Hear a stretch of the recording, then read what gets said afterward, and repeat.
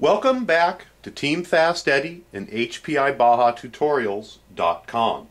Today we're going to address page number 56 in the HPI SS Baja manual.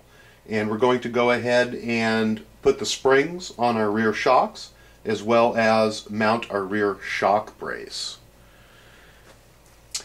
We're going to assume that you've already built your rear shocks. This is what they should look like. The front shocks only have one spring on them. The rear shocks have two. They have a smaller section which you can exchange out for different weights. And we're going to go ahead and slide that one on first. And then there is a retainer that we're going to slide on. Go ahead and slide that on. Make sure it seats down onto the spring. And then we're going to slide the bottom spring on, just like so. And just as we did in the front shocks, we're then going to place our spring retainer on. Again, the pointy end of the spring retainer goes towards the bottom of the shock. I'm going to go ahead and hold that against my chest and push down on the spring. I'm going to slide the retainer over the boot and then slide it up till it rests on the ball and let our spring go. That's how you build the rear shock. Going to go ahead and set up all of our parts that we need, and we're going to go ahead now and install the rear brace. Alright, we've moved our Baja into position here. We're going to need to grab a few parts. The first one is the rear brace. We're going to go ahead and grab two of the M4 by 15 screws, and we're going to grab two of the M4 by 30 screws. The last two parts that we're going to grab there are two small aluminum spacers. Let's go ahead and grab those, and we're going to install our rear brace.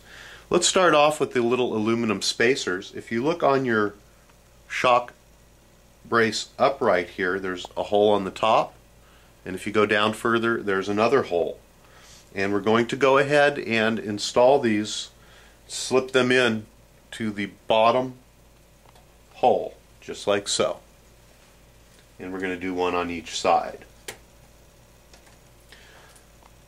Let's go ahead and grab our brace and the two shorter of the screws. If you take a look at the brace, there's a hole here and a hole here and a hole here and a hole here. These are the mounting holes we're going to use. There is no front or back to the brace, so it doesn't matter which way you put it on. We're going to go ahead and put the shorter screws in the top hole just like so, and we're going to go ahead and screw that in to the top hole on the upright. Just go ahead and put the one in on the other side as well. Just going to hand start them in at this point. Now we're going to go ahead and grab the two of the longer screws, and they are going to go into the bottom holes just like so, and go ahead and hand thread them in as far as you can. And then we're going to use our tools to go ahead and tighten them up.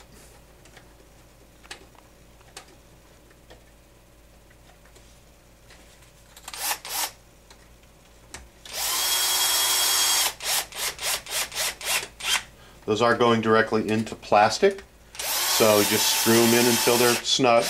You don't want to over tighten them. I'm going to go ahead and do the same here, and I'm actually going to get my ball end wrench. Be much easier to work with here. I'll be right back. There's nothing like the right tool for the right job. Ball end wrench on there just makes the life so much easier. I'm going to go ahead and screw this in. Again, that is a plastic into plastic, so you only want to snug it up.